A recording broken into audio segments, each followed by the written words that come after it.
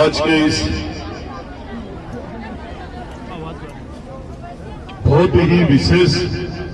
परम सौभाग्य की बात है कि हम सबके बीच इन साधु संतों का चलता फिरता तीर्थ आज हमारे बीच में है। मैं इस पूरे तीर्थ को प्रणाम करते हुए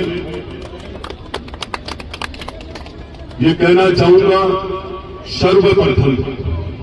कि जिस क्षेत्र में कोई संत और संतों का आवागमन होता है, कहीं भी कोई कथा या यज्ञ होता है, कहीं भी कोई मूर्ति की प्राण प्रतिष्ठा होती है, कहीं कोई गो भक्त होता है, तो ये मान के चलना कि उस क्षेत्र में निश्चित रूप से साक्षात भगवान विष्णु की कृपा होती है। तो अब भगवान विष्णु के अवतार भगवान देवनारायण जी की मूर्ति का अनावरण, प्राण प्रतिष्ठा सब होने जा रहा है। और जो ये विशाल 108 कुंडीय जो यज्ञ है, इस यज्ञ का महत्व हम सबको समझना पड़ेगा। 2017 में जब बालाजी महाराज ने इसी लोहारगढ़ क्षेत्र में जब यज्ञ किया तो लोगों को ये लगा था कि हमारे क्षेत्र में लोगों के अंदर की भावना थी कि हमारे क्षेत्र में ये कथा और यज्ञ की अब बहुत बड़ी शुरुआत कर दी है शांताराम जी भगत जी ने। तो चर्चा होते होते जब ये गौशाला बनी, वहां ईश्वरदास जी महाराज के स्थान पर उनके जो पगले हैं वहां पर हर शिवरात्रि को इतना बड़ा विशाल कार्य होता है। हम लोग एक शिव जी के एक लोटा पानी का चढ़ाकर भी इतने चौड़े हो जाते हैं, जहां लाखों मंत्र उच्चारण से इतनी कई प्रकार के कार्यक्रम वर्षों से होता जा रहा है। तो ऐसे सिद्ध संत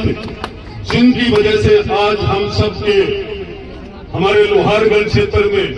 इतना बड़ा यज्ञ का आयोजन होने जा रहा है और एक शानदार देवनारायण भगवान का मंदिर और मूर्ति की प्राण प्रतिष्ठा आज क्षेत्र के हर जिले से भी, क्षेत्र के हमारे क्षेत्र के लोग भी, आसपास के सभी जगह से और मेरी मातृ शक्ति को साक्षात विष्णु की कृपा से इतना जन से लाभ उठ रहा है कि मां, मैं आप सबको प्रणाम करते हुए भगवान विष्णु से यही प्रार्थना करता हूं कि ये शक्ति निरंतर हमारे सनातन धर्म के प्रति आस्था रखने वाले को निरंतर लगातार जो हम सब में शक्ति बढ़ती जा रही है, इसी शक्ति का स्वरूप है कि जो ये कथा निरंतर 7 दिन आपके कथा सुनने का जो अवसर मिलेगा और जिन लोगों को इस कथा के अंदर बैठकर सुनने का अवसर मिलेगा, ये मान के चलना आपके क्षेत्र के अंदर जिन साधु संतों के दर्शन करने के लिए हमें दूर दूर तक जाना पड़ता है, जिनके कभी भी आशीर्वाद लेने की हम कभी मंशा जताते हैं, इस कथा में उन साधु संतों की वचन से, वाणी से आपको आशीर्वाद मिलेगा और दर्शन भी होगा। और इस गंगा में नहा करके इस कथा के अंदर आपको अपना पूर्ण समय दे करके, और ये जो कथा है, इस कथा का जब आप समापन देखोगे तो निश्चित रूप से आज तो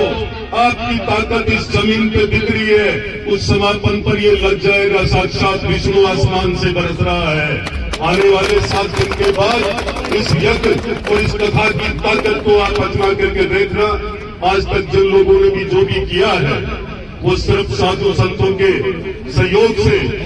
जिनकी साधु संतों का आशीर्वाद मिला है, नैया उसी की पार हुई है। चाहे वो किसी भी रास्ते पे चलकर देख ले, आखिर इसी रास्ते पे, इसी आध्यात्मिक पे और इसी सनातन धर्म पर आकर हमें चलना ही पड़ेगा। आज मैं समय ज्यादा नहीं लेकर ये कहना चाहूंगा, गर्मी का मौसम है, आप लोगों को खूब अच्छे से जाकर के ये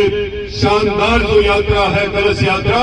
उसको सफल करने के लिए देवनारायण भगवान की सेवा समिति और साक्षात देवनारायण भगवान स्वयं आपके साथ है।